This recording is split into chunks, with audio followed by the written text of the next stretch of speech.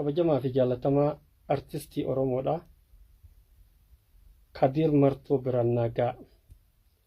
Kadir Martuu akkuma ilmaan Oromoo hundi beekan qabsaa'aa gameessa akka aartittis tahee bifa garaagaraatiin qabsoo Oromoo irraa qooda fudhatee ilmaan Oromoo biyya keessaa fi biyya alatti kabajaa fi jaalala guddaa nama horateedha. Har'as ummanni Oromoo qooda kaleessa qabsoo Oromoo keessaa fudhattee gumaacha qabsoo Oromootiif gootee kabajaa fi ulfina siif qaba. Ulfina ummanni Oromoo kaleessa qooda qabsoo Oromootiif gumaachiteef siif qabu har ammoo bakka sanitti si argaan jiru.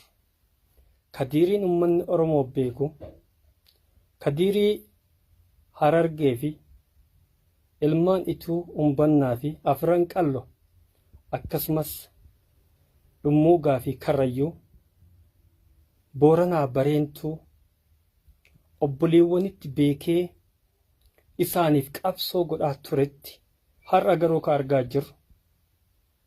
Kadir sadarkaa ummanni Oromoo kaleessa itti beekurraa gadi bu'ee miidhama gama tokko qofa laalee dubbatu argaa jirra. Kana sirraa eegaan turre. Kana sirraa isin eeynu. Ilmaan Oromoo biyya namaa keessatti, biyya baqaa keessatti wal fixan, wal ajjeesan. Yeroo Kadir Martuu deeggaru. Yeroo Kadir Martuu bishaan itti naqee dhaamsuu dhiisee akkuma kaleessa lubbuu fi qaalii saba kanaafuu kenne har'a ammoo ibidda gara tokko goree qabsiisuun isaa akka Oromottis akka obbolummattis akka namummattis akka biyyummattis waan sirraan eeggamu. Waan sirraan eeggamu. Fakkeenyaaf Harargeen samii ta'uu qabaa. Tahee namni irra deemuu qabu. Yeroo jettu eenyuun samii goote eenyuun dachii goote irra oofuu barbaadda. Oromoo kun tokko. Harargeen Arsii caalu hin jiru. Dhugaa walitti himna. Arsiin Harargee caalus hin jiru. Arsiin Jimmaa fi Wallagga akkasumas ilmaan Tuulamaatii fi Gujii fi Booranas caalu hin jiru. Guutuun isaatu tokko.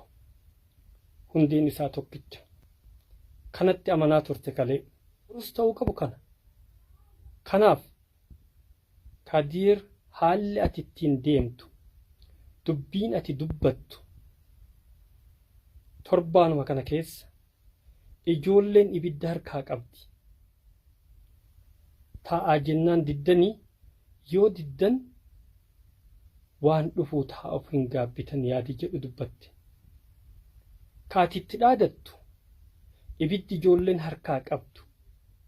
Ijoollee miskiina gubaa ka jirurra dubbii ati afaan keetiin dubbattu isa kanatu ilmaan Oromoo giddutti ibidda tahee gubaa jira.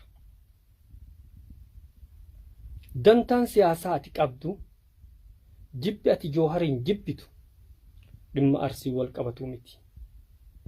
Akka dhuunfatti Joohariin jibbitee Abiyyuu jaalachuu mirga keeti. Namni si ogu har'a sin jiru boru sin jiraatu.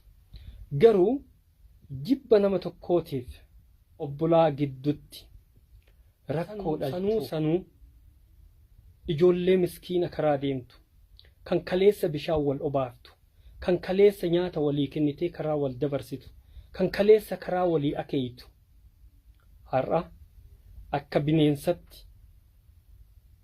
bineensatti namni ijoolleen miskiinni karaa deemtu wal dheessaa wal baqachaa yookuun konkolaataa lafarra wal harkisu eebbisa addunyaatti yaadanna. Yoo kun kaleessa gochaa suukaneessaa Qiliinxoo fi Qaallittii keessatti dalagamu yaadanna. Har'a ammoo obboleewwan lamaan hangafni ijoollee kanaa har'a ammoo sadarkaa kanatti si arguu hedduu gaddina. Dhaamsi dhumaan sii qabu akka nama tokkotti sii qabu Kadiir si jaalanna si kabanya.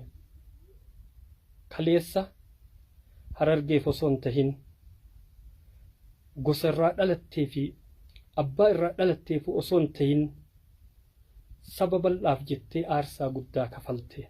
Sayyaadadhu haasaa fi dubbii dubbattu keessatti waan tokkummaa Oromoo diigaa hin dubbatin. Waan saba kana tokkoomsaa qofa dubbadhu.